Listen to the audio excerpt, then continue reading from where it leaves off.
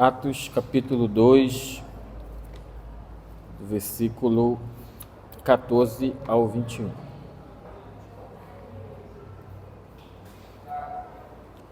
Todos acharam?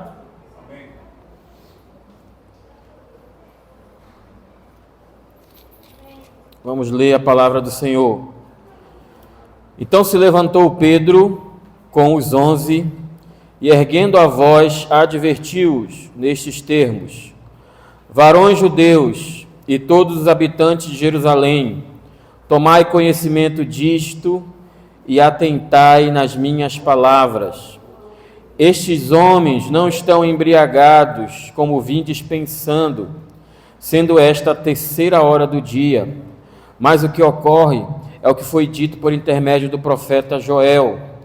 E acontecerá nos últimos dias, diz o Senhor, que derramarei do meu espírito sobre toda a carne. Vossos filhos e vossas filhas profetizarão, vossos jovens terão visões e sonharão vossos velhos. Até sobre meus servos e sobre as minhas servas derramarei do meu espírito naqueles dias, e profetizarão. Mostrarei prodígios em cima no céu e sinais embaixo na terra: sangue, fogo e vapor de fumaça. O sol se converterá em trevas e a lua em sangue, antes que venha o grande e glorioso dia do Senhor. E acontecerá que todo aquele que invocar o nome do Senhor será salvo. Varões israelitas, atendei a estas palavras. Jesus o Nazareno, varão aprovado por Deus diante de vós, com milagres, prodígios e sinais, os quais o próprio Deus realizou por intermédio dele, entre vós, como vós mesmos sabeis, sendo este entregue pelo determinado desígnio e presciência de Deus.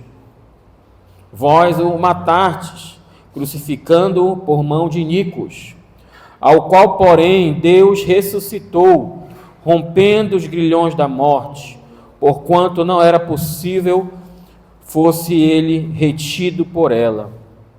Porque a respeito dele diz Davi: diante de mim via sempre o Senhor, porque esta é a minha direita, para que eu não seja abalado.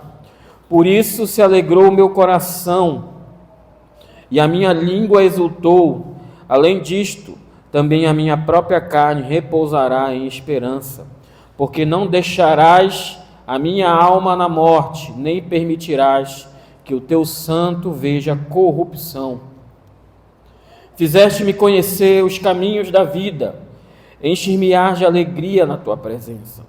Irmãos, seja-me permitido dizer-vos claramente a respeito do patriarca Davi, que ele morreu e foi sepultado, e o seu túmulo permanece entre nós até hoje.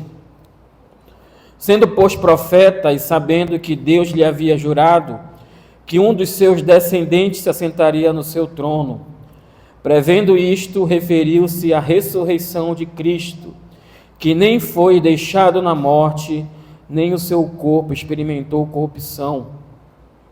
A este Jesus Deus ressuscitou, do que todos nós somos testemunhas.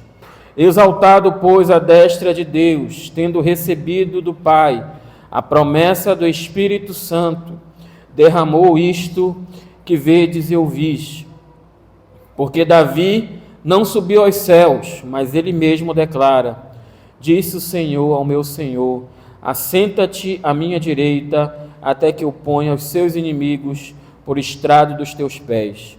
Esteja absolutamente certa, pois, toda a casa de Israel, de que este Jesus que vós crucificastes, Deus o fez Senhor e Cristo. Amém? Conforme nós fomos vendo o texto, a gente vai continuar a leitura. Feche seus olhos, vamos orar ao Senhor. Pai, muito obrigado por essa noite. Obrigado pela vida de cada um que chegou aqui. Peço ao Senhor que fale aos nossos corações, que ministre os nossos corações aquilo que nós precisamos ouvir hoje como igreja, aquilo que nós precisamos ouvir como indivíduos, Senhor. Que o Teu Espírito Santo esteja aqui para operar, para trabalhar nos nossos corações, e que a nossa mente e o nosso coração possam estar submissos à vontade do Senhor, que é boa, perfeita e agradável. É isso que eu te peço, Senhor, em nome de Jesus. Amém. Peço a você que mantenha a sua Bíblia aberta nesse texto.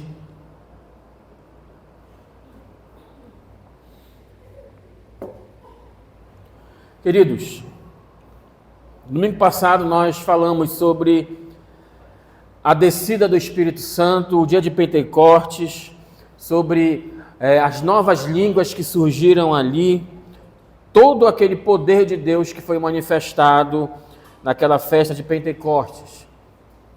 E durante esse acontecido, as pessoas falavam em novas línguas, segundo o Espírito Santo os concedia que falassem, e eles falavam as línguas dos povos, das nações que estavam presentes naquela festa. Então, um falava em grego, outro falava em aramaico, outro falava na língua dos diversos povos que estavam ali naquela festa. Então, queridos, muitas pessoas chegaram e disseram que aquilo ali era uma expressão de embriaguez. O que estava acontecendo ali é que eles estavam totalmente embriagados. Então Pedro, ele vai se levantar, vai tomar a palavra e vai explicar exatamente o que estava acontecendo ali. Havia uma multidão que não sabia o que estava acontecendo. E é importante falar, queridos, que o milagre, ele pode atrair multidões, mas ele não toca nos corações. O milagre, ele abre portas para o Evangelho, mas ele não é o Evangelho. Pedro se levantou aqui para pregar uma mensagem extremamente bíblica. A primeira coisa que Pedro fez foi esclarecer que aquele fenômeno extraordinário, que aquilo que estava acontecendo ali não era resultado de embriaguez, mas era o cumprimento de uma profecia bíblica do profeta Joel. Os discípulos, eles não estavam dominados pelo vinho, mas eles estavam cheios do Espírito Santo. E a palavra grega aqui, que é usada para vinho, é gleukos, que fala sobre um vinho novo. E ainda aqui, ele deixa bem claro que eles estavam não embriagados, até porque eram 9 horas da manhã, eles estavam sim cheios do poder e da autoridade do Espírito Santo do Senhor. O profeta havia profetizado que o Espírito seria derramado sobre toda a carne. E quando ele fala sobre esse derramar do Espírito sobre toda a carne, ele não fala em termos qualitativos, mas sim em termos quantitativos. O derramamento do Espírito, ele quebraria as barreiras, ele romperia o preconceito sexual, até porque homens e também mulheres estão cheios do Espírito Santo. Ele vai quebrar o preconceito etário, o preconceito de idade. Jovens serão cheios do Espírito Santo, mas também velhos serão cheios do Espírito Santo. E também quebra um preconceito social. Não é apenas os senhores que são cheios do Espírito Santo, os servos também. Não é apenas os patrões que são cheios do Espírito Santo, mas também os empregados. Todos são cheios do Espírito Santo. A profecia de Joel, ela teve então o seu cumprimento em Pentecostes, mas também ela vai apontar para a chamada parúzia, que é a segunda vinda de Cristo. O profeta identifica que o derramamento do Espírito, ele é um dos atos salvadores de Deus no decorrer da humanidade. Tanto é que o próprio profeta Joel, ele diz: e acontecerá que todo aquele que invocar o nome do Senhor será salvo. E queridos, antes de falar propriamente sobre o sermão, eu gostaria de dizer para vocês o estilo do sermão de Pedro. Primeiro, já adiantei aqui para você, O sermão de Pedro, ele é um sermão totalmente bíblico. Ele é fundamentalmente bíblico. Pedro aqui, ele foi expositivo. Ele pega o texto de Joel, lê o texto de Joel e aplica o texto para a vida da igreja, do que estava acontecendo ali. Ele não se levanta para dar o seu parecer, ele não se levanta para dar a sua opinião pública, ou uma lição de psicologia, ou algo do tipo. Nem tampouco ele se satisfaz com a curiosidade das pessoas, dando-lhes algo que as fascinasse. Não, ele as leva de imediato à palavra de Deus, ao qual aqui é o único modo de pregação autêntica que pode haver na igreja. O segundo ponto aqui desse estilo do sermão é que foi uma pregação totalmente cristocêntrica. No transcorrer desse sermão, o apóstolo Pedro levou as pessoas sempre a Cristo, levou as pessoas a analisarem a obra de Cristo, o que Cristo fez. Cristo está no centro da pregação dos apóstolos. Então era uma pregação totalmente cristocêntrica. É importante dizer também que Pedro, ele faz essa pregação aqui sem medo. Foi uma pregação sem medo. É muito fácil uma pessoa ser ousada, ela pregar com intrepidez diante de um público que ela conhece.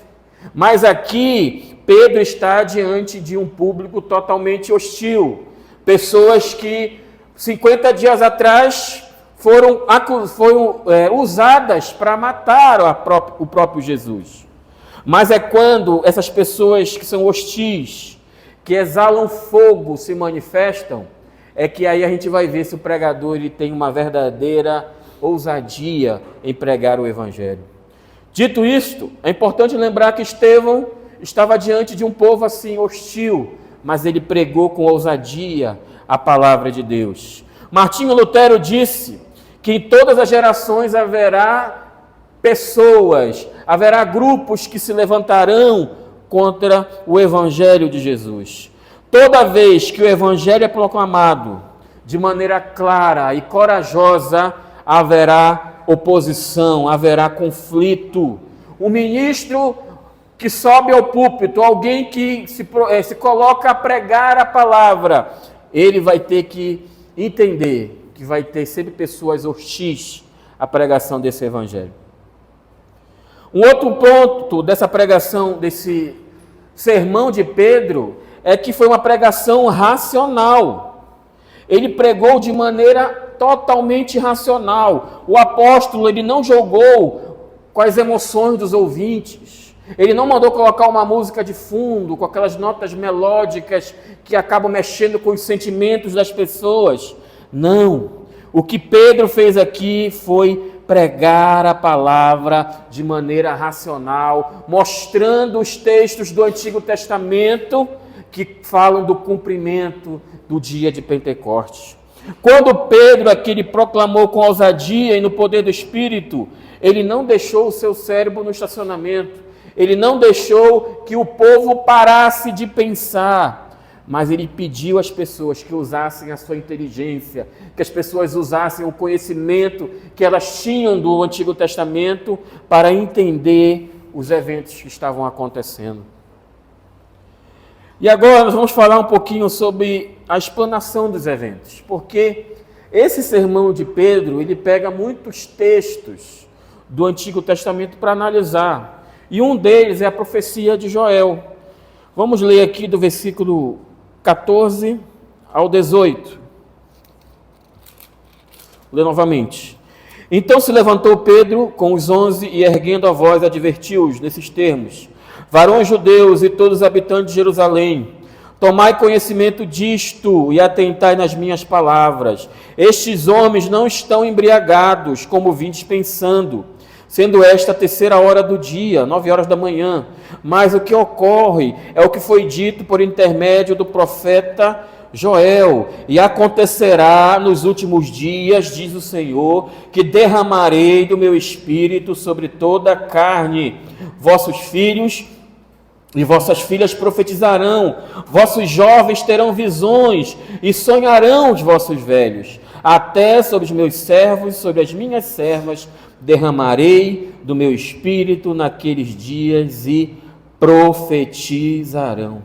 Então, queridos, a primeira coisa que Pedro faz é dizer que o que está acontecendo no dia de Pentecostes não é embriaguez, não é uma invenção humana. O que está acontecendo é o cumprimento da palavra de Deus.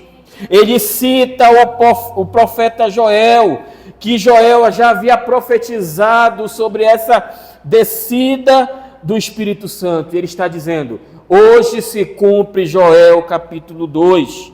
Ele indica que a era dos últimos dias é chegada, porque Joel, ele já havia dito que nos últimos dias Deus derramaria do seu Espírito. Então nós já estamos vivendo os últimos dias. Pedro exemplifica o cumprimento da profecia de Joel quando fala com autoridade e intrepidez para aquela multidão. Ele proclama o Evangelho de Cristo e demonstra visivelmente que ele está cheio do Espírito Santo. Pedro disse em seu sermão que o cumprimento daquilo que Joel havia profetizado era o que eles estavam testemunhando naquele exato momento. O Espírito Santo, ele havia sido derramado, e o texto diz que os vossos velhos, eles sonharão. É interessante Joel falar sobre isso, porque geralmente os velhos, no fim da sua idade, no fim do seu tempo, no fim da sua vida, eles tendem a não pensar mais no futuro, mas Deus está dizendo através do profeta Joel que velhos cheios do Espírito Santo continuarão a sonhar. E a Bíblia também nos diz que os jovens, eles terão visões. Os jovens geralmente são conhecidos por não terem maturidade para tomar decisões, mas Jesus está nos dizendo aqui, o profeta Joel está nos dizendo que jovens cheios do Espírito Santo terão visões, farão grandes coisas através do nome de Jesus. Então a profecia, ela está se cumprindo agora no dia de Pentecostes. Pois, como diz Paulo, é um só Espírito e todos nós fomos batizados em um corpo. Os judeus presentes a Pentecostes, eles sabem que Joel havia profetizado sobre isso. E Pedro está dizendo agora: olha, hoje se cumpriu essa profecia. Todo aquele que crer em Jesus, ele vai receber o dom do Espírito Santo. É importante destacar também do versículo 19 ao 21. Nesses versículos, Pedro está falando sobre a morte, a ressurreição e também sobre a segunda vinda de Cristo. Versículo 19: mostrarei prodígios em cima no céu e sinais embaixo na terra, sangue, fogo e vapor de fumaça. O sol se converterá em trevas e a lua em sangue, antes que venha o grande e glorioso dia do Senhor. E acontecerá que todo aquele que invocar o nome do Senhor será salvo. Isso aqui que está sendo descrito pelo profeta Joel não aconteceu no dia de Pentecostes, mas aconteceu no dia da morte de Jesus. Quando Jesus ele morre, ao meio-dia, vira noite, fica tudo escuro. O firmamento, ele demonstra que aquele que está morrendo ali não é qualquer homem, mas é o Filho de Deus. Então, na morte de Jesus acontecem sinais no céu e sinais na terra. A Bíblia diz que muitos mortos ressuscitaram quando aconteceu a morte de Jesus. Então, a natureza, ela estava reagindo, porque quem estava morrendo ali não era qualquer um, mas era o Filho de Deus, o Criador de todas as coisas. E no final do versículo 21, o profeta Joel diz que todo aquele que clamar pelo nome do Senhor será salvo. Então não é mais somente o judeu que clama que vai ser salvo, mas é todo aquele que crer no nome de Jesus, é todas as nações da terra, é todos os povos, é todas as raças, todas as tribos, todos aqueles que invocarem o nome do Senhor, eles serão salvos. Deus, ele abre o caminho da salvação para todos os povos. A salvação não é mais restrita a um único povo, ao povo judeu, não. Ela está aberta para todo aquele que nele crê. Ele faz sua promessa de que essa descida seria para todos os povos. E isso se cumpre aqui no dia de Pentecostes. E nessa pregação de Pedro tem alguns pontos interessantes. O versículo 22, por exemplo, Pedro vai falar agora sobre a vida de Cristo. Versículo 22, varões israelitas, atendei a estas palavras. Jesus o Nazareno, varão aprovado por Deus diante de vós, com milagres, prodígios e sinais, os quais o próprio Deus realizou por intermédio dele entre vós, como vós mesmos sabeis. Pedro descreve Jesus aqui como um homem que foi atestado por Deus, como um homem que foi aprovado por Deus durante toda a sua vida terrena. Jesus foi um homem que foi o único que conseguiu obedecer todos os mandamentos, que cumpriu toda a lei de Deus. Jesus foi um homem usado no poder do Espírito Santo. Somente ele fez milagres, sinais, prodígios e maravilhas. E é por isso que Pedro usa essa palavra aqui, que Jesus foi atestado por Deus, ele foi aprovado por Deus, porque as pessoas viam os milagres, viam o morto ressuscitar, viam o cego enxergar e diziam: ninguém pode fazer isso se Deus não for com ele. Então a maior prova de que Deus Pai estava com Jesus é os sinais, os milagres, as maravilhas que aconteceram no ministério de Jesus. Então, queridos, ninguém na plateia que tinha conhecimento da vida de Jesus, havia se passado 50 dias da morte de Jesus. Todos viram os milagres, todos testemunharam, ouviram alguém contando uma história de algo que Jesus fez, que foi maravilhoso, que ele ressuscitou Lázaro, que ele fez milagres e maravilhas no seu ministério na terra. Então Jesus, ele foi aprovado por Deus. Tudo o que ele fez aqui, ele fez porque Deus Pai estava com ele. E Pedro continua então no versículo 23, falando agora sobre a morte de Cristo. Ele diz assim: sendo este entregue pelo determinado desígnio e presciência de Deus, vós o matastes, crucificando por mãos de iníquos. É importante dizer que a morte de Cristo, que a cruz, ela não foi um acidente, mas ela foi parte do plano eterno de Deus. E isso não significa que Jesus buscou a morte, não significa que Deus desejou que os homens matassem Jesus, mas era necessário que Jesus passasse por isso, para que ele alcançasse o nosso perdão, para ele alcançar a igreja do Senhor Jesus. Então, queridos, a cruz não foi uma derrota para Jesus, foi a sua exaltação.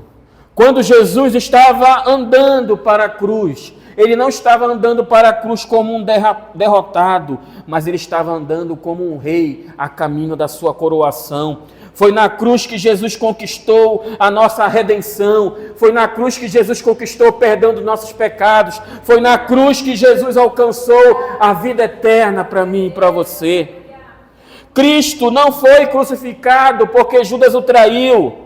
Jesus não foi crucificado porque os judeus o entregaram. Não foi porque Pilatos o sentenciou à morte. Não foi porque os soldados o pregaram na cruz. Jesus foi crucificado porque Deus Pai o entregou por amor a mim e a você. Ele foi crucificado porque ele, de maneira voluntária, se ofereceu como sacrifício pelo nosso pecado. Foi na cruz que Deus provou da forma mais maravilhosa o seu amor por nós, dando o seu único Filho, para que todo aquele que nele crê não perecesse, mas tivesse a vida eterna. Dê um aplauso ao Senhor Jesus por isso. Aleluia!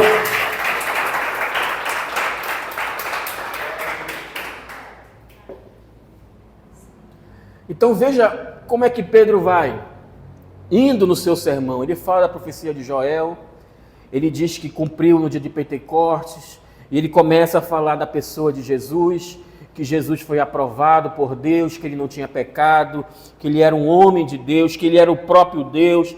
Falou sobre a morte de Jesus e agora ele vai falar sobre a ressurreição. Versículo 24 ao 32. Ao qual, porém, Deus ressuscitou, rompendo os grilhões da morte, porquanto não era possível fosse ele retido por ela. Porque a respeito dele, diz Davi, diante de mim via sempre o Senhor, porque está à minha direita para que eu não seja abalado. Por isso se alegrou o meu coração e a minha língua exultou.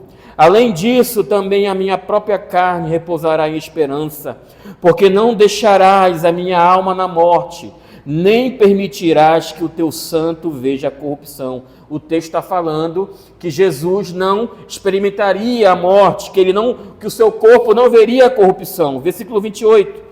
Fizeste-me conhecer os caminhos da vida, encher-me-ás de alegria na tua presença. Irmãos, seja-me permitido dizer-vos claramente a respeito do patriarca Davi, que ele morreu e foi sepultado. Então, Pedro começa a explicar aqui as palavras de Davi. E o seu túmulo permanece entre nós até hoje, sendo, pois, profeta e sabendo que Deus lhe havia jurado que um dos seus descendentes se assentaria no seu trono. Prevendo isto, referiu-se à ressurreição de Cristo, que nem foi deixado na morte, nem o seu corpo experimentou corrupção. A este Jesus, Deus ressuscitou, do que nós somos testemunhas. Então veja que maravilha, Pedro pega a profecia, pega o Salmo de Davi, em que Davi está falando sobre o Messias, o texto está dizendo que o Messias, ele não experimentaria a morte, a corrupção, e Pedro, ele é bem enfático em dizer, Davi, o nosso patriarca, está morto, o seu túmulo está entre nós, mas Jesus, ele não está aqui, o seu corpo não está aqui, porque ao terceiro dia ele ressuscitou. Então, Pedro está defendendo a ressurreição de Jesus, dizendo que essa profecia aqui de Davi, ela se cumpre na pessoa do nosso Senhor Jesus Cristo. Davi, ele se referia aqui ao seu descendente. Há uma promessa de Deus de que o descendente de Davi, ele reinaria para sempre. E Jesus, ele vem da linhagem de Davi. Jesus, ele é o descendente de Davi e o seu reino, ele não terá fim. E é importante dizer que nesse sermão, Pedro fala da pessoa de Jesus Cristo, fala sobre essa profecia de Davi, ele fala também do testemunho dos cristãos e por último ele vai falar da presença do Espírito Santo. Do versículo 33 ao 35 então, Pedro vai falar agora da exaltação de Jesus, da exaltação dele como Cristo.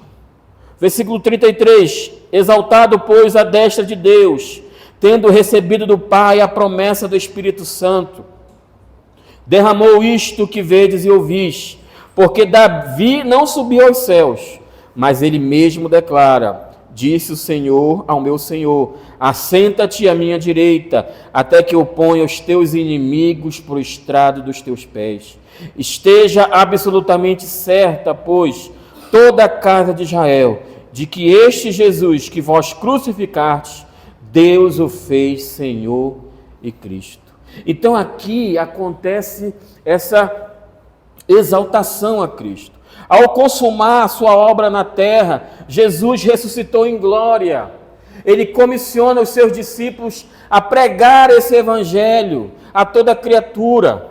Mas a promessa ele deu da descida do Espírito Santo. E isso aconteceu aqui em Atos capítulo 2. E depois a Bíblia nos diz que esse Jesus, ele se assentou à destra de Deus. Deus lhe revestiu de toda autoridade, de todo poder. Deus lhe deu um nome que está acima de todo o nome. E ele diz que Jesus, ele é Senhor. E é importante você entender o contexto da época, porque havia ali o imperador romano, os Césares, e teve um César chamado de Otaviano, que ele se autodenominou César Augusto. O significado de Augusto significa majestade transcendente, aquele que possui uma glória eterna. E nós sabemos que homem nenhum possui glória eterna, homem nenhum possui majestade, mas apenas o nosso Deus possui majestade. Então César Augusto, Otaviano, se denominou assim, e ele então colocou ali no Império Romano uma adoração ao imperador. Todos os habitantes, todos os servos, todos aqueles que eram ali de Roma, que eram subjugados a Roma, eles deveriam dizer que César era o Senhor deles. Mas vai haver um conflito com a igreja, porque entre o primeiro e o segundo século, em que vigorou essa lei, que os homens tinham que reconhecer o senhorio de César, os cristãos não irão aceitar, porque para os cristãos o único Senhor é Jesus Cristo. Somente Jesus é o Senhor. Eles podem obedecer a César, eles podem seguir até uma honra a César, mas somente Jesus Cristo é o Senhor. Então a comunidade cristã vai sofrer perseguição. A comunidade cristã vai sofrer, porque eles reconhecem o único Senhor. Esse Senhor é Jesus Cristo. Tanto é que o primeiro credo da igreja primitiva era afirmando que Jesus, ele é o Senhor. Jesus é o Senhor do universo. Jesus é o Senhor da história. Jesus é o Senhor da igreja. A Bíblia diz que diante dele todo joelho se dobrará, toda língua confessará que ele é o Senhor. Ele reina em todas as coisas que estão debaixo dos seus pés. O Espírito Santo, então, ele é enviado aqui em Atos 2 para exaltar a Cristo. Ele é enviado para capacitar a igreja a dar um bom testemunho de Cristo. Ele é vindo à terra para ensinar a igreja a aplicar a obra de Cristo na cruz.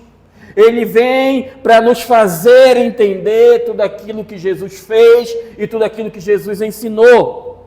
O Pai envia, o Filho cumpre e o Espírito Santo é quem vai aplicar a obra de Cristo em nós. No dia de Pentecostes, o Espírito Santo foi derramado com esse propósito, de nos fazer aplicar a obra de Cristo. E nós vamos ver no versículo 37 que essa pregação ela foi totalmente eficaz no seu propósito. Vamos ler novamente. Ouvindo eles estas coisas, compungiu-se-lhes o coração e perguntaram a Pedro e aos demais apóstolos: que faremos, irmãos? Veja só, geralmente é o pregador que faz o apelo. Aqui quem faz apelo é o povo. Pelo amor de Deus, é como se você estivesse aí: pastor, o que eu tenho que fazer? O que eu preciso fazer para me converter, para ter a vida eterna? Era isso que eles estavam fazendo aqui. Irmãos, o que nós podemos fazer para ter perdão dos nossos pecados? Essa era a pergunta. Essa pregação de Pedro explodiu como uma dinamite no coração daquela multidão. Produziu uma compulsão na alma. Foi um sermão totalmente penetrante. O termo grego aqui usado é acousantes, que significa ferir, dar uma forte ferroada. Isso aqui, essa palavra, ela era usada para descrever emoções dolorosas que penetram no coração como um aguilhão. Então a palavra, queridos, ela veio para ferir. A palavra de Pedro, ela veio machucar, ela veio trazer confronto, ela veio trazer arrependimento. E infelizmente hoje, muitas pregações não são assim, mas Jesus te ama, viva do jeito que você está. é massageando o ego das pessoas, mas a pregação bíblica, ela confronta. A pregação bíblica muitas vezes vai te ferir para te curar. Muitas vezes a Bíblia, ela vai ser usada para te confrontar, mas é para o teu bem, é para o teu crescimento espiritual. Pedro não pregou aqui para agradar, nem para entreter. Ele foi direto ao ponto, ele colocou o dedo na ferida. Ele não pregou diante de um auditório, mas ele pregou para aquele auditório. Pedro disse ao povo que, embora aquela cruz fosse planejada por Deus, estivesse na agenda de Deus, mas que eles, aquelas pessoas, elas eram culpadas da morte de Cristo. É isso que ele diz: vós o matastes, crucificando por mão de homens maus, iníquos. A pregação, ela precisa ser assim, direta, confrontadora, ela precisa gerar a agonia do arrependimento. A pregação de Pedro aqui, ela produziu na multidão uma profunda convicção de pecado. Hoje, há pouca convicção de pecado, há pouco confronto. As pessoas estão muito insensíveis, estão muito com seus olhos enxutos, estão com o coração duro demais. Os meus avós, eles sempre foram evangélicos, cristãos, e eu me lembro, eu tenho uma lembrança deles, que todo culto eles levavam lencinho. Para que era o lencinho? Era para enxugar as lágrimas. Hoje não tem mais essa tradição de levar lencinho, de chorar no culto, de quebrantar o coração, mas isso eram atitudes que haviam na vida da igreja.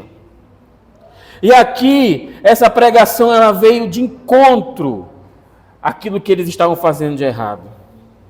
E essa pregação, ela veio com uma clara exigência. Qual era a exigência? Arrependam-se, é o versículo 38. Antes de falar sobre perdão, ele falou sobre a culpa. Antes de falar sobre cura, ele revelou a doença da multidão. Antes de falar sobre a redenção, ele falou sobre o pecado. É por isso que não adianta você pregar o evangelho dizendo apenas que Jesus ama você, se você não apresenta todo o plano da salvação. Primeira coisa, o homem é pecador, o homem é incapaz de obedecer a Deus, o homem é incapaz de agradar a Deus, o homem é incapaz de chegar-se a Deus por si próprio. O homem só pode chegar a Deus através da pessoa de Jesus Cristo. Primeiramente, nós precisamos entender que nós somos pecadores, que nós não conseguimos obedecer a Deus, que nós não conseguimos obedecer todos os mandamentos.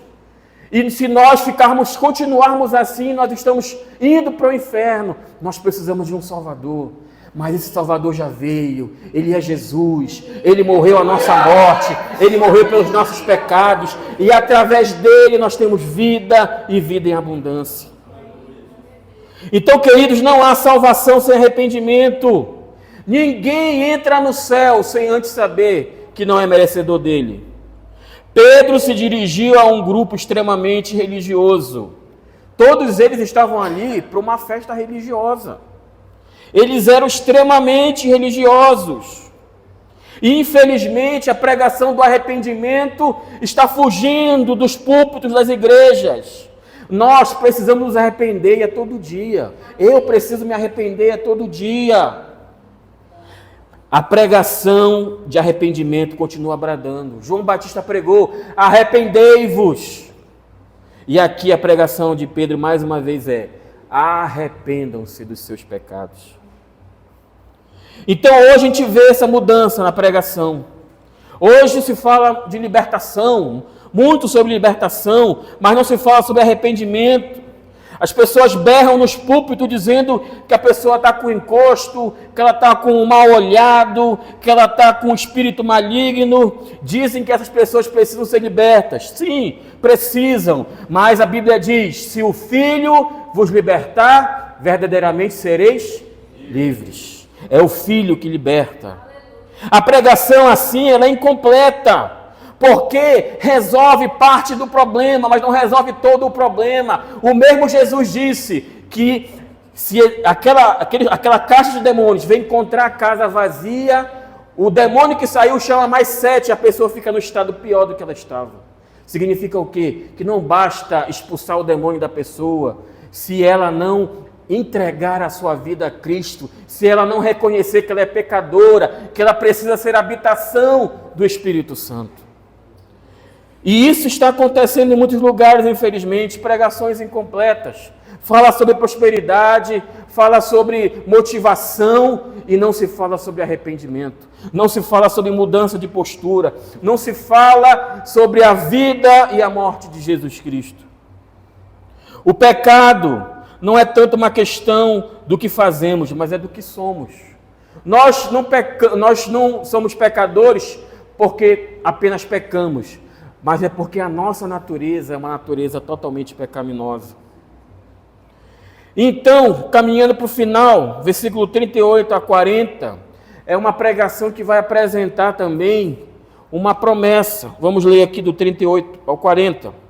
Respondeu-lhes Pedro: arrependei-vos, e cada um de vós seja batizado em nome de Jesus Cristo para a remissão dos vossos pecados, e recebereis o dom do Espírito Santo.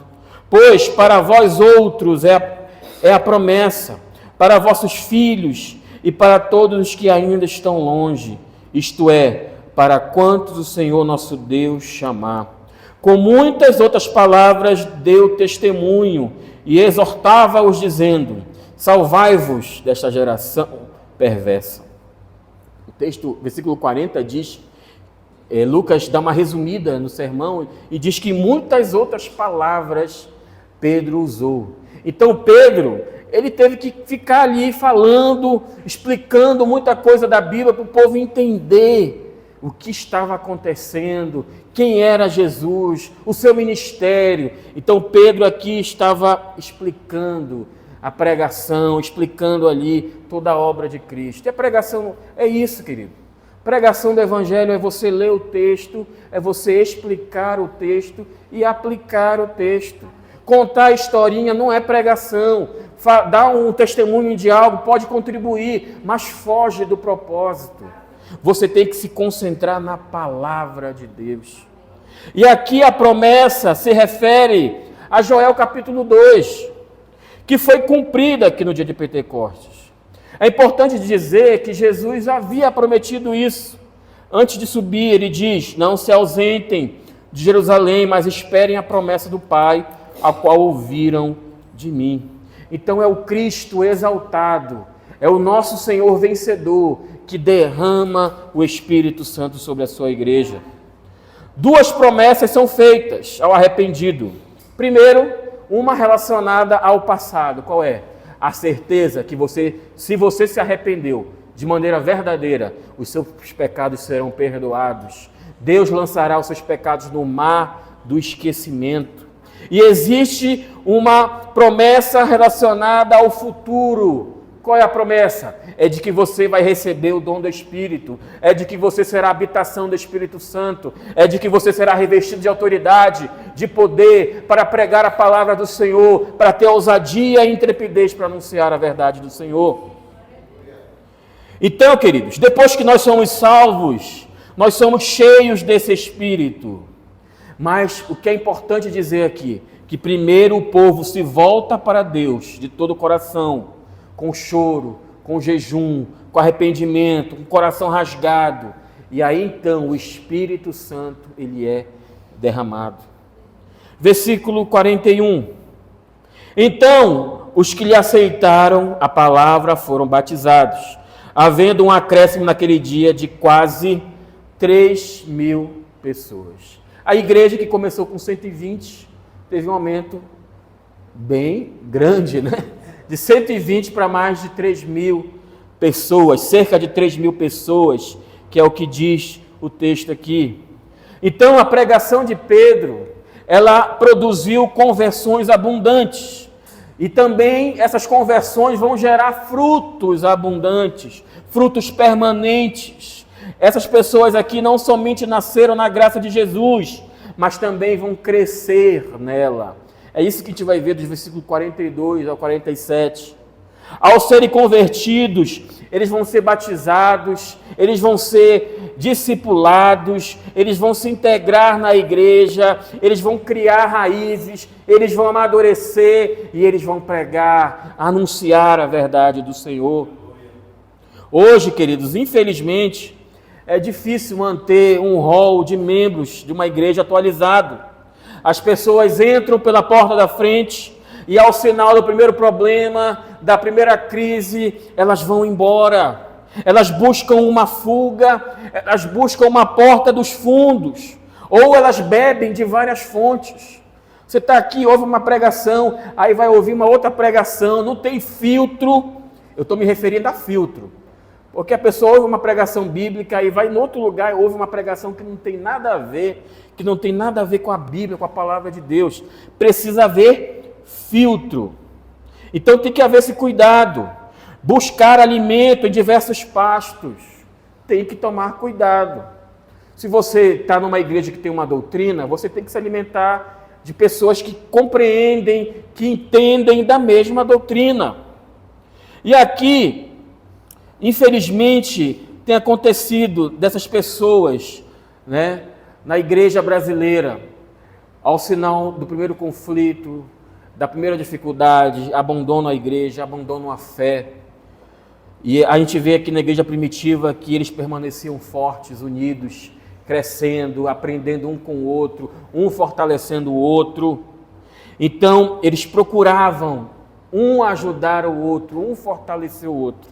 E é isso que a igreja precisa fazer também. Ao concluir aqui essa exposição sobre Pedro, esse sermão de Pedro, Pedro destacou a pessoa de Cristo. Ele vai contar a história de Cristo em alguns estágios. Ele fala que Jesus era um homem, mas a sua divindade era reconhecida pelos seus milagres. Pedro vai dizer também que ele foi morto pelas mãos dos homens maus, mas segundo o propósito de Deus. Ele ressurgiu dos mortos, como previam os profetas, como Davi havia profetizado. Ele foi elevado à destra de Deus e lá ele derrama o seu Espírito sobre a igreja. Ele oferece perdão e o Espírito Santo a todos aqueles que se arrependem. E ele acrescenta a sua nova comunidade. Fique de pé, por favor. Em nome de Jesus. Quando Pedro estava pregando esse sermão, ele estava se dirigindo a pessoas culpadas. É importante nós sabermos da nossa culpa. E quando sabemos dessa culpa, a pergunta que fica hoje é: o que nós fazemos com a nossa culpa? O que você faz com a sua culpa? Pastor, eu não tenho culpa. Tem, todos nós temos uma culpa. A culpa não é mensurada por seus sentimentos de culpa. A pior coisa que poderia nos acontecer é ter culpa sem sentir. Isso seria terrível. Foi o que aconteceu aqui ao povo de Jerusalém. Eles tinham uma culpa, mas até então não sabiam que tinham uma culpa. Mas diante da pregação do Evangelho, diante da exposição da palavra de Deus, eles reconhecem a sua culpa. Desde o jardim do Éden, a raça humana ela tem tentado diversos métodos para tirar a sua culpa, para erradicar a sua culpa.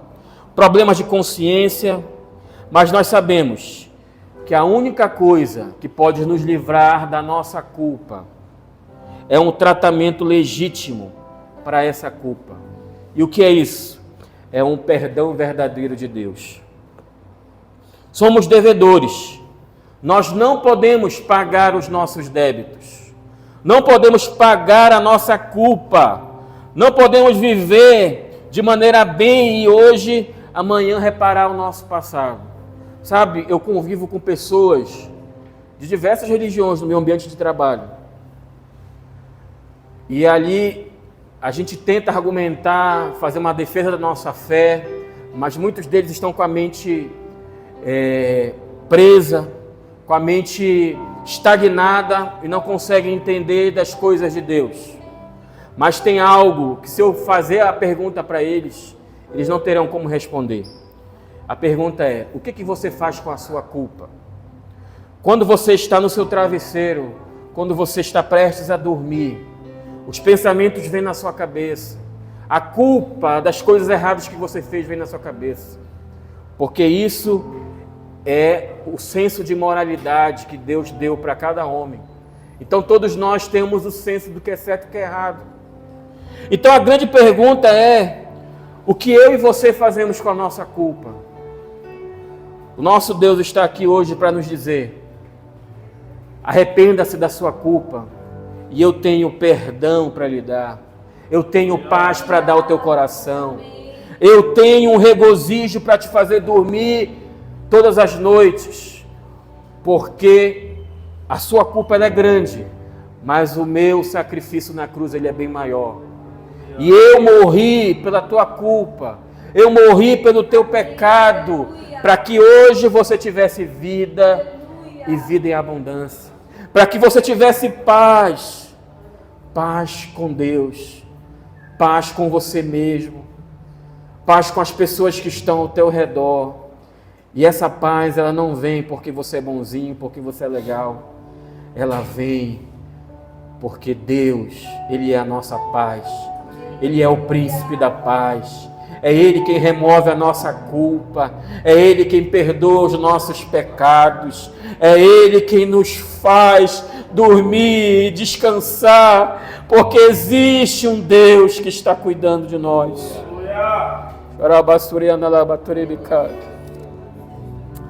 Aleluia.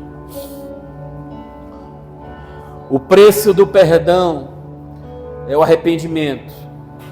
O amor de Deus não tem preço, mas o perdão, ele tem um preço. O preço é o arrependimento. E o Senhor nos chama nessa noite para nos arrependermos dos nossos pecados, entregarmos a Ele o nosso fardo, porque Ele mesmo nos diz que o seu fardo é leve, o seu fardo é suave. Que você comece a orar nesse momento, apresentando a tua vida, apresentando a culpa que talvez esteja te corroendo, te consumindo. Jesus é o teu refrigério. Jesus está pronto a te perdoar, mas Ele diz para mim e para você nessa noite: arrependa-se e você encontrará paz ao teu coração. Feche teus olhos, comece a orar ao Senhor. Estaremos cantando uma canção.